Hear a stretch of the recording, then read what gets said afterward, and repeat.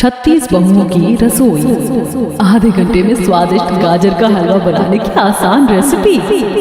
रसोई में खड़ी शिप्रा फोन में गाजर का हलवा बनाने की रेसिपी देखते हुए गाजर का हलवा बनाना शुरू करती है। सबसे पहले 5 मोटे गाजर धोकर उसे बारीक घिस लेना है। गाजर तो मैंने कद्दूकस कर लिया है। अब क्या करना है, गैस पर कढ़ाई रखनी है। इस नॉन स्टिक वाली कढ़ाई में हलवा बनाती हूँ, इसमें हलवा चिपकेगा नहीं, खिला खिला बन जाएगा। इसी तरह शिप्रा फोन में रेसिपी देख कर स्टेप बाय स्टेप फॉलो करते हुए गाजर का हलवा बनाती है। तभी उसके फोन पर कुंदन का वीडियो कॉल आता है। Happy birthday to you, happy birthday to you, happy birthday dear Kundan, happy birthday to you, happy birthday my love. Shipra, तुम्हें मेरा बर्थडे याद था? मुझे लगा तुम भूल गई थी। तुमने मुझे रात में भी विश नहीं किया। मैंने काफी देर तक तुम्हारा वेट किया था। अरे ऐसे कैसे भूल जाती तुम्हारा बर्थडे? पता है आज मैं फर्स्ट टाइम किचन में खड़ी होकर कुकिंग कर रही हूँ। तुम्हारे लिए बहुत ही स्पेशल सी चीज बना रही हूँ। अच्छा जी, मुझे भी तो पता चले ऐसा भी क्या खास बना रही हो मेरे लिए। ये तो सरप्राइज है। तुम जल्दी से रेडी होकर कॉलेज आ जाओ। Okay bye. इतना कहकर शिप्रा कॉल काट देती है और कुछ देर में गाजर का हलवा रेडी करके कॉलेज आ जाती है, जहाँ उसकी दोनों सहेलियाँ उम्मिका काव्या वेट कर रही होती है। गुड मॉर्निंग शिप्रा, हम तेरा ही वेट कर रहे थे। लेक्चर क्लास स्टार्ट होने वाली है, चल क्लास में चलते हैं। क्या बात है, आज तो तू अलग ही ब्लश कर रही, कुछ स्पेशल है क्या? हाँ, आज कुंदन का बर्थडे है तो मैं उसके मनपसंद का गाजर का हलवा बनाकर लाई हूँ। अच्छा, मैं तुम दोनों को बाद में मिलती हूँ। इतना कहकर शिप्रा कॉलेज के गार्डन एरिया में आती है, जहाँ कुंदन बेंच पर बैठा उसका इंतजार कर रहा होता है। फाइनली मोहतरमा आ गई। पिछले आधे घंटे से मैं तुम्हारा वेट कर रहा हूँ। अब तुम्हारी मनपसंद चीज बना रही थी तो टाइम तो लगेगा। जल्दी से टेस्ट करके बताओ कैसा बना। इतना कहकर शिप्रा कुंदन को गाजर का हलवा खिलाकर मुंह मीठा करवाती है। कैसा बनाया हलवा? शक्कर ठीक है ना? अच्छा बनाया है हलवा। कुंदन, अब तुम जल्दी से तुम्हारी मम्मी से हमारी शादी की बात कर लो, तब तक मैं बाकी का खाना बनाना भी सीख लूंगी। शिप्रा ऐसा कह रही होती है कि तभी गांव से कुंदन की माँ पार्वती का फोन आता है। हेलो, प्रणाम माँ, कैसी हो आप? टाइम से खाना पीना तो बनाती खाती हो ना?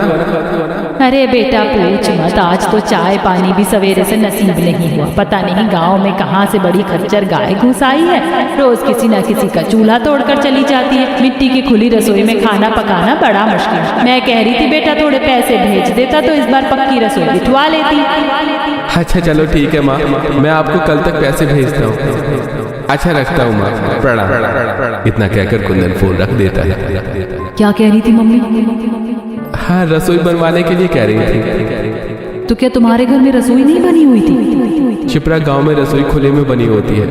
वहाँ पर शहर की तरह फैशनेबल बंद रसोई नहीं होती है। गांव की बहू मिट्टी के चूल्हे पर ही खाना पीना करती है। पर तुम परेशान मत हो, अब हमारे घर में पक्की रसोई बन जाएगी, ताकि जब तुम बहू बनकर चलो तो तुम्हें रसोई की दिक्कत से ना हो। इसी तरह कुछ दिन गुजर जाते हैं। वहीं गांव की खुली रसोई में खाना बनाते हुए हर बहू जब सुबह उठकर देखती है तो उनका चूल्हा टूटा हुआ मिलता है। सुबह सुबह गोमती की बहू सरला चूल्हा पोतने के लिए बाहर आती है तो चूल्हा टूटा देखती है। हाय दैया, ये खच्चर गाय आज फिर से मेरा चूल्हा तोड़ गई। अरे कल ही मैंने नया चूल्हा डाला था। तभी सामने के घर से मिट्टी के बर्तनों पर लेपन चढ़ाते हुए गाँव की दूसरी बहू झुमरी बोलती है। अरे मैंने तो मिट्टी का चूल्हा बनाना ही बंद कर दिया। कौन रोज रोज चूल्हा बना चूल्हा तोड़वाए, इससे अच्छा ईंट का चूल्हा लगा कर खाना पीना बना लो। तभी मंगला की बहू प्रियंका कहती है, इस बार की तो शुरुआती ठंड देखकर लग रहा है कि सर्दी कड़कड़ा कर गिरने वाली है। ऐसे में भी खाना पकाना हम बेचारी बहू को इस तरह खुले रसोई में बनाना पड़ता है। हर दिन चूल्हा टूटा हुआ मिलने के चलते और ठंड बढ़ती देखकर अब गांव की 35 बहू के लिए खुली रसोई में खाना बनाना मसला बनता जा रहा था, जिसके लिए अब गांव की 35 बहू मिलजुल कर पंचायत रखवाती है, जहां सभी घूंघट में खड़ी होती है। हाँ बहू, बताओ क्या मुद्दा है तुम सबका? तभी घूंघट में झिझकते हुए शीला की बहू सांवरी रसोई बनवाने की बात रखती है। सरपंच काका, हम केवल इतना चाहते हैं कि गांव में हम बहुओं के लिए बंद रसोई बनवाई जाए। आप तो देख रही हैं पिछले कुछ दिनों से उस खच्चर गाय ने हम सभी को सता रखा है और पिछले 2-4 सालों से ठंड भी कितनी कड़कड़ा कर पड़ती है। ऐसे में खुली रसोई में खाना पकाना करना मुश्किल हो जाता है।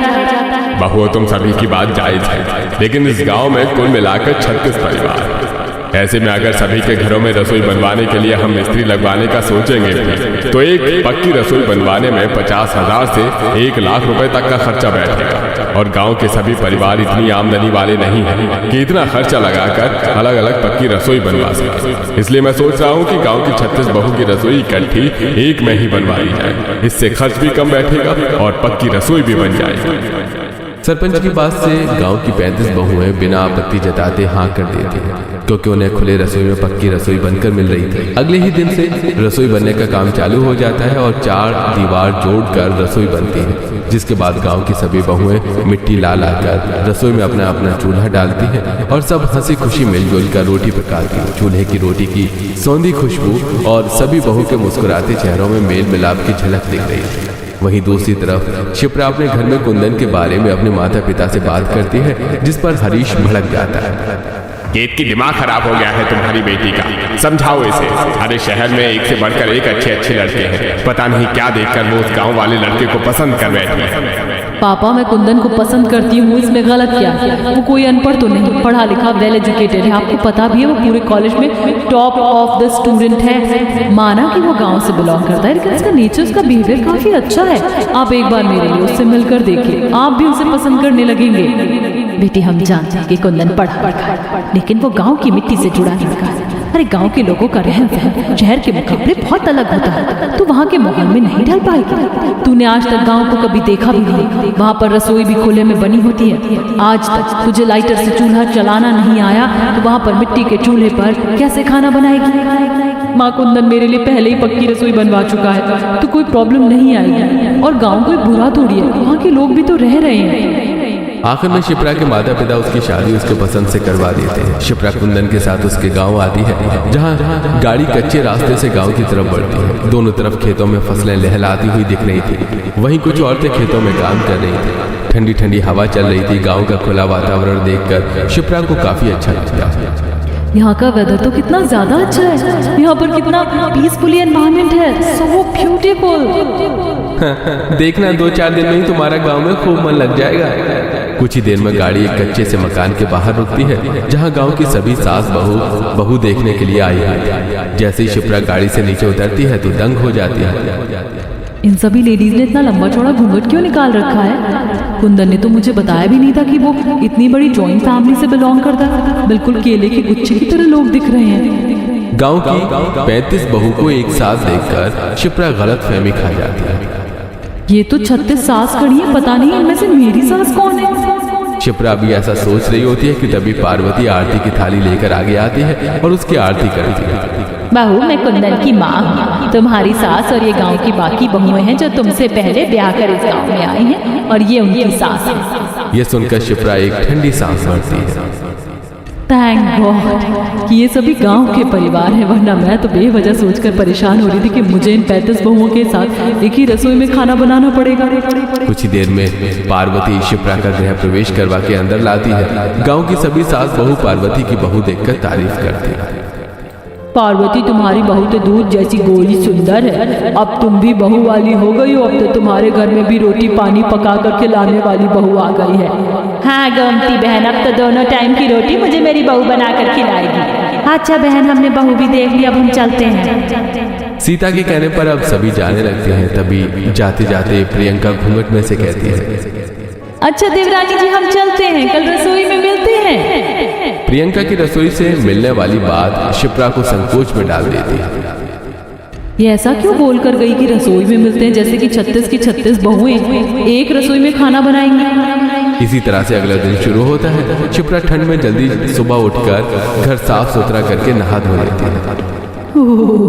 हे भगवान, बगैर गीजर की ठंडे ठंडे पानी में नहाने में मेरी तो बर्फ ही जम गई। फटाफट से जाकर गर्मा गर्म चाय बनाकर पी लेती हूँ, शरीर में थोड़ी गर्माहट आएगी। शिप्रा चाय बनाने के लिए घर में रसोई देखने लगती है, लेकिन ना तो उसे चूल्हा मिलता है और ना ही रसोई नजर आती है। पूरा कमरा, घर, आंगन हर जगह छान मार लिया, लेकिन रसोई चूल्हा कहीं पर भी नहीं दिख रहा।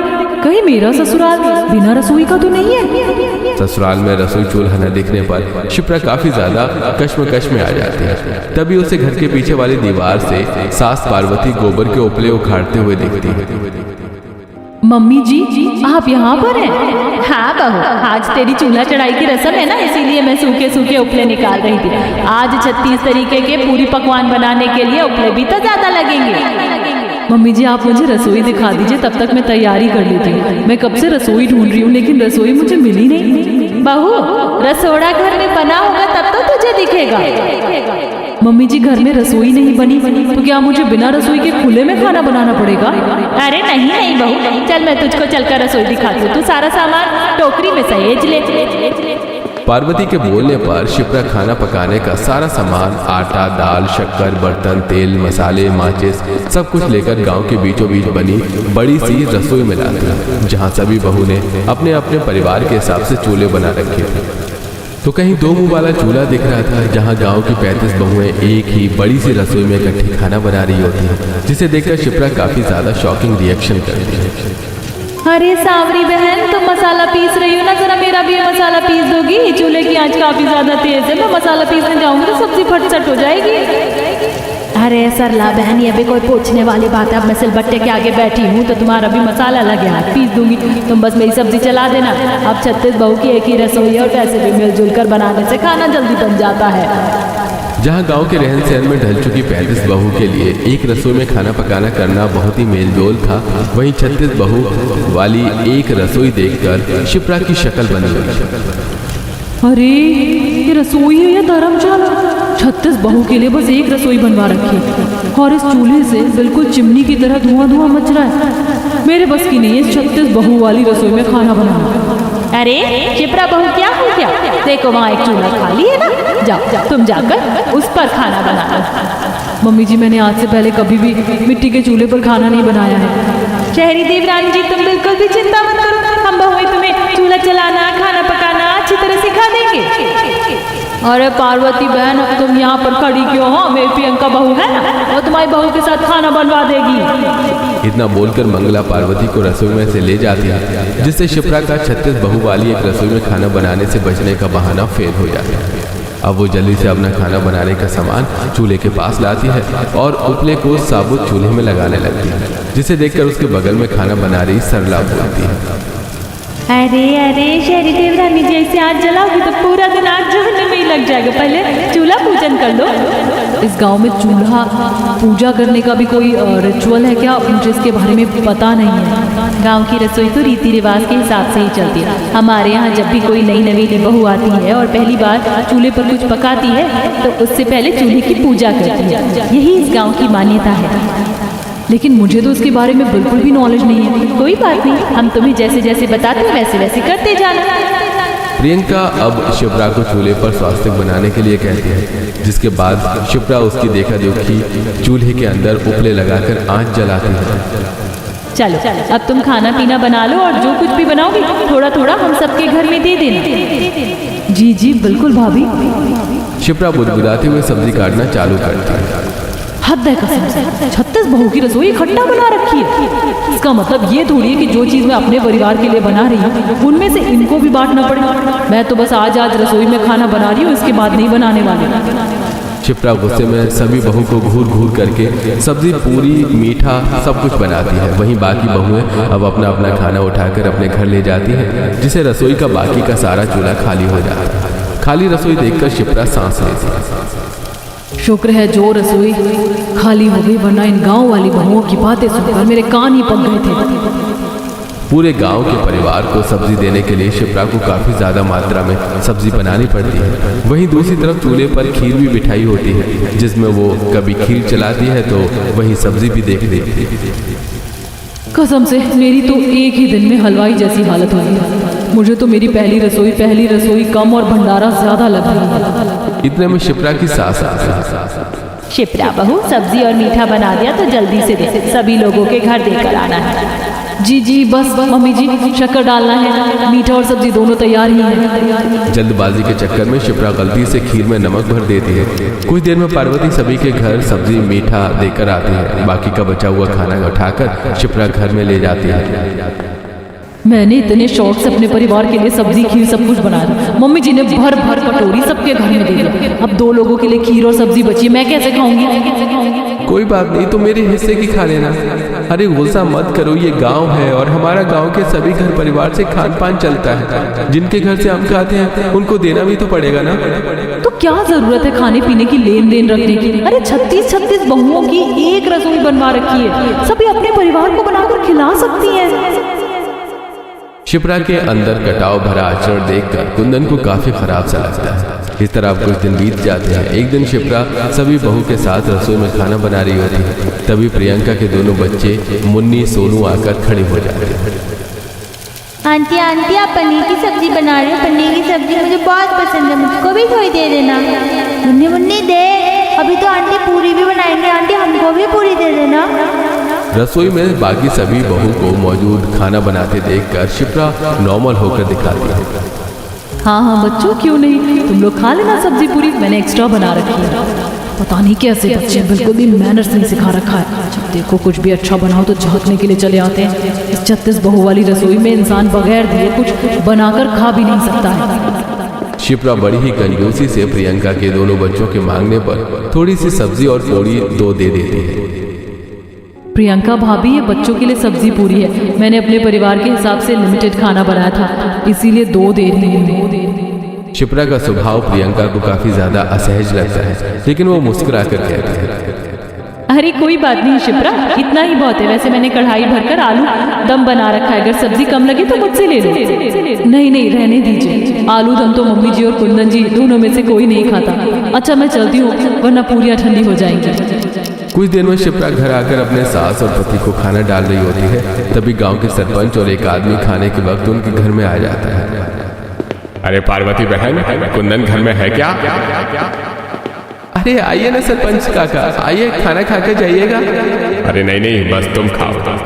अरे बहू, सरपंच जी की थाली लगा दो। जी माँ जी।